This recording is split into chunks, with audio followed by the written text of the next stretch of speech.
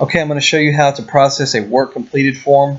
This is a form that's turned in by our installers to summarize a given pay period, and the amount that we write on the check should be equal to this this work completed form, assuming that everything is filled out accurately. So this is going to be turned over to our project manager by the installers, and in this case that would be turned over to Brian. And Brian is supposed to inspect each of these forms before signing, so his signature should represent that he has checked and verified all information on this form. However, we are going to do one last check against the totals here, and I'll show you that in just a second. First things first is we want to check to make sure all of the preliminary information is included here. If it's not included here, we need to return it back to Brian, have it filled out correctly, and then sent back over to us. So first thing we want to check is to make sure, obviously, that there's a name attached to the work completed form. We need to know who's going to get paid. Pay period ending September 29th, 2017. That is going to be the last day of that given pay period. So in this case, that is 9/29.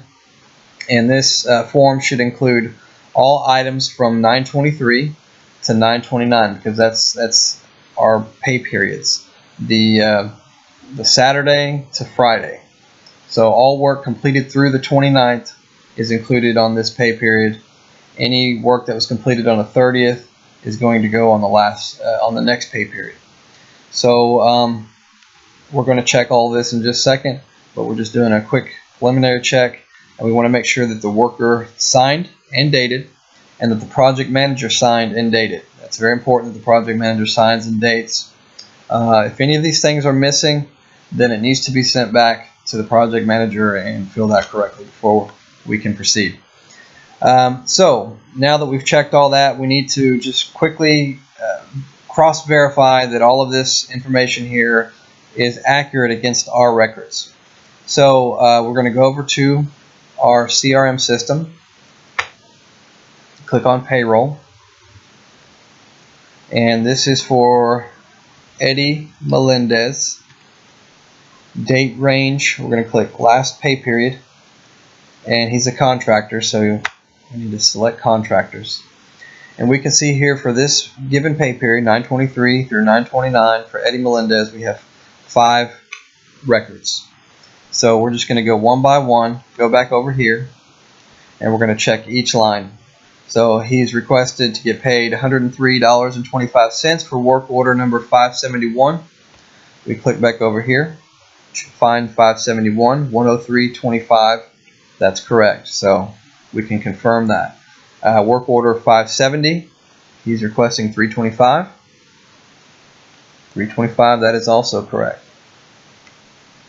Work order 572, he's requesting 447. That's correct.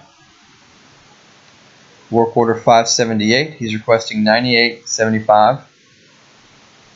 That is correct. And work order 577, he's requesting 75. That is correct.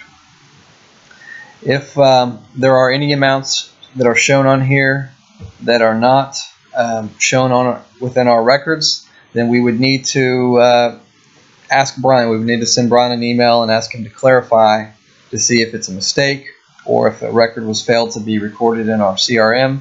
If any records show in our CRM that are not shown on the work order, just ignore that, but not the other way around.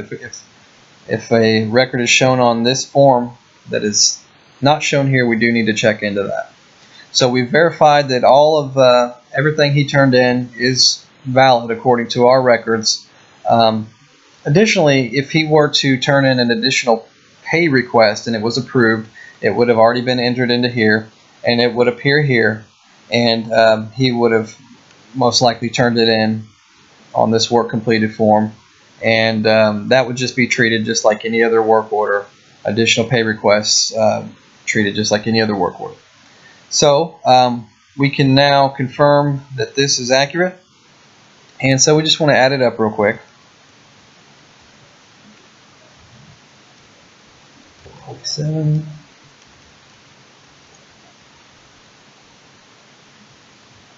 and the total amount of the check is going to be $10.49.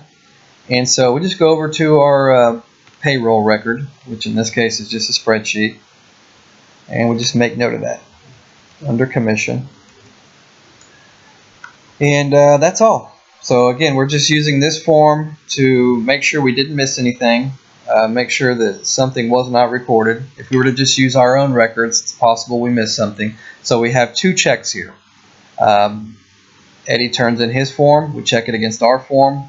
Assuming they both line up, we can be pretty confident that that is indeed accurate. So that's how you process a work completed form.